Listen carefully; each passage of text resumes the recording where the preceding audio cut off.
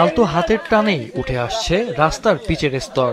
কোটি টাকা খরচে সংস্কার করা চাঁপাইনবাবগঞ্জ সদরে বালিয়াডাঙ্গা ইউনিয়নের চকঝগড়ু থেকে শিবগঞ্জের নাককাটিতলা পর্যন্ত 2.5 কিলোমিটার সড়কের চিত্র এমনই। সংস্কার কাজ শেষ হওয়ার 5 দিন না পেরোতেই জমাট না বাঁধায় হাত দিলেই উঠে যাচ্ছে পিচ। স্থানীয়দের অভিযোগ, বৃষ্টিতে প্রাইম কোট ধুয়ে গেলেও ট্যাগ কোট না দিয়ে ধুলোবালির ওপর পিচ কার্পেটিং করা হয়। পাথরে ভিটামিন কম, এমনকি বেড তৈরিতেও ব্যবহার করা হয়েছে নিম্নমানের সামগ্রী। এসব অনিয়মের কথা বললে জনপ্রতিনিধি ও ঠিকাদারের লোকজন হুমকি দেন বলেও জানান তারা। পাথরের ভিতরে কোনো আপনার দেয়নি, কি করে পিচ ভালোভাবে দেয়নি। এই যে দেখেন ভাঙছি, আপনার জিনিসটা ঝুরঝুরা লিয়া সুন্দর ভেঙে গেছে। কন্ট্রাক্টরকে বলেছে যেগুলো টাকা ডোবা হয়ে আছে, পানি ধরে গেছে, এগুলো তো খোয়া দেন। কই না আমরা দিব না, পানি জমে বসেইছে, আমরা কি করবো? আমরা তো কোনো খোয়া দেওয়ার আমার কোনো সিডিলে নাই, আমরা দিব না। খোয়াটা ব্যবহার করছে আপনার 1 নম্বরের জায়গায় 4 নম্বর, আর তারপরও খোয়াটা ব্যবহার করছে পিচ করার আগে যে একটা কার্পেটিং করার আগে যে ঝাড়ু দিতে হয়, পরিষ্কার করতে হয়, এটা করে নাই। খোয়া মুয়া যা ছিল করে টেনে ছিটে নিয়ে চলে গেছে। ওখানে আরো যে কার ডোভা সেই কার আরো ক্ষতি করেছে। ঠিকাদারের লোককে যদি আমরা বলতে যাই, হুমকি দেয়, তোমাকে উঠিয়ে নিয়ে যাবো, এখানে ওখানে করতে চাই। অবশেষে নিম্নমানের কাজের প্রতিবাদে 200 মিটার কাজ বাকি থাকতেই বাধা দেন ক্ষুব্ধ গ্রামবাসী। পালিয়ে যান শ্রমিক ও ঠিকাদার প্রতিষ্ঠানের লোকজন।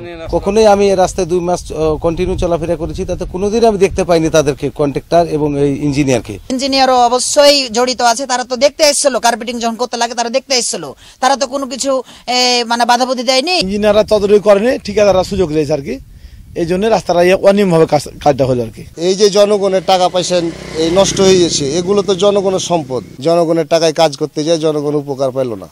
অভিযোগ অস্বীকার করে ঠিকাদার বলেন, সব নিয়ম মেনেই কাজ হয়েছে, তবে রানিং কাজে কিছু ত্রুটি থাকতে পারে।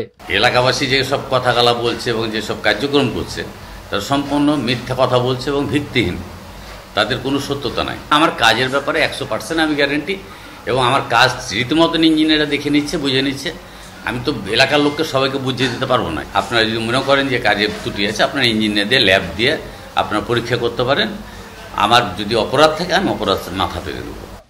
এলজিইডির প্রকৌশলীরা দাবি করেন, পরীক্ষা নিরীক্ষায় কোনো অনিয়ম মেলেনি, তবে স্থানীয়দের অভিযোগ সম্পর্কে ঊর্ধ্বতন কর্তৃপক্ষের তদন্তের পর ব্যবস্থা নেওয়ার আশ্বাস দেন তারা। অভিযোগ পাওয়ার পরে আমরা সাইট ভিজিট করি এবং স্থানীয় লোকজন যারা আছেন, যাদের অভিযোগ আছে, তাদের সাথে আমরা বসি। চলমান কাজে যেহেতু হাতের কাজ, সেইখানে কিছু ত্রুটি থাকতে পারে, সেখানে কিছু ত্রুটি থাকতে পারে, এটা একদম ডিনাই করা যাবে না, যেহেতু হাতের কাজ।